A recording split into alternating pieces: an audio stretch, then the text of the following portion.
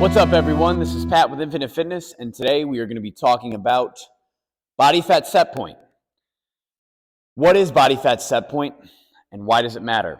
So, body fat set point is a theory that has not been completely yet proven in humans that basically talks about how our bodies like to maintain a certain level of body fat.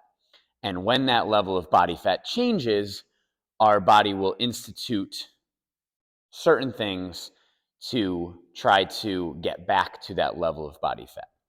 So anyway, we're going to get into the science of this and explain why it's important for your dieting and fat loss efforts. So let's get into it. So let's look at where this theory comes from. Let's say that this is what someone's body looks like at homeostasis. This is the level of fat in their fat stores.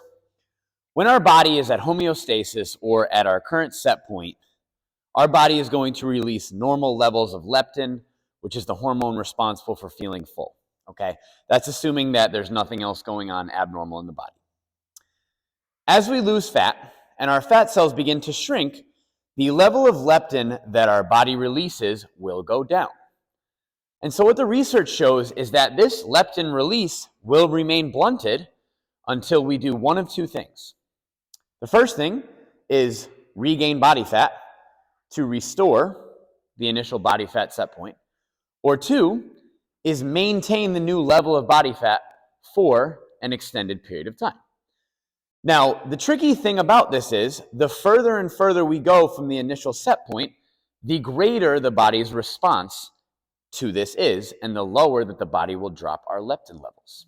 Now, when leptin levels drop, it's going to force our body to do a couple things. One, it's going to force our brains to seek out food, especially energy-dense food. In today's society, that would be things like highly processed food. The reason why is because it's full of energy that is going to allow our bodies to get back to the initial set point. The second thing is that even if you are eating sustainable amounts of calories, your body will not release the leptin to let your brain know that you are completely full. So this will force your body to overfeed. Now, this is the reason why when people lose body fat, we see a lot of this body fat overshooting when people regain weight, because this response becomes so strong that people will begin to consume higher amounts of calories until they return to the old set point. The problem is there is a lag time where the body does not yet realize that we're back at the old set point, and usually these things will get even bigger and you will actually gain more body fat. What does this mean for dieting? In practice, why does body fat set point theory matter? The stress response from dieting can be triggered from as little as 5 to 10% of total fat loss or weight loss. So that means that if someone my size, 200 pounds, were to lose 10 pounds, they could start to see the effects from this weight loss. The second thing is, if we diet for too long or we diet too hard, the body is going to fight back against us very, very, very hard. So this is especially seen in weight-restricted athletes. And if you look at the long-term research on weight-restricted athletes, people that have to make weight classes like fighters, powerlifters, bodybuilders, if they are constantly dieting over their career to make weight, the long-term research shows that they tend to weigh more than their non-weight restricted athletic counterparts and have a higher body fat percentage. So clearly this stress response is very, very powerful.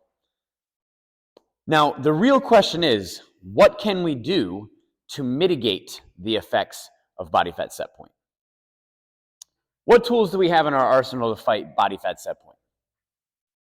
In my experience, there are three major things that you can do to prevent the effects of this.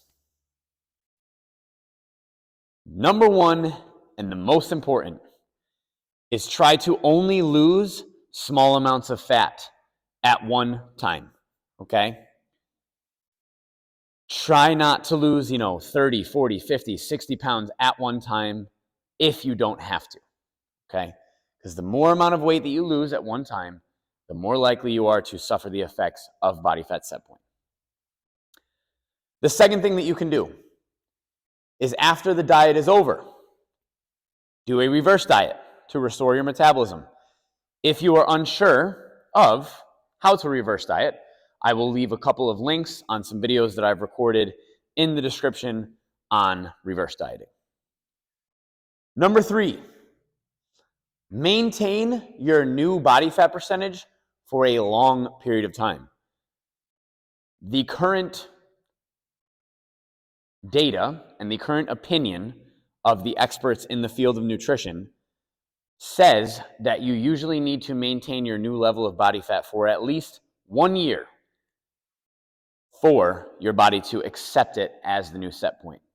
Now, I know that that seems like a long period of time, but if you are able to maintain your new body fat percentage for at least 1 year, odds are your body will stabilize and you will not feel the same effects of body fat set point theory, and that will become your new body fat set point. So that is our video today. I hope that you all enjoyed it. I hope that you learned something. If you enjoyed it and you learned something, be sure to hit the subscribe button. You can also find me on Instagram at pat_if personal training. Hope you guys are all doing great. And as always, stay strong.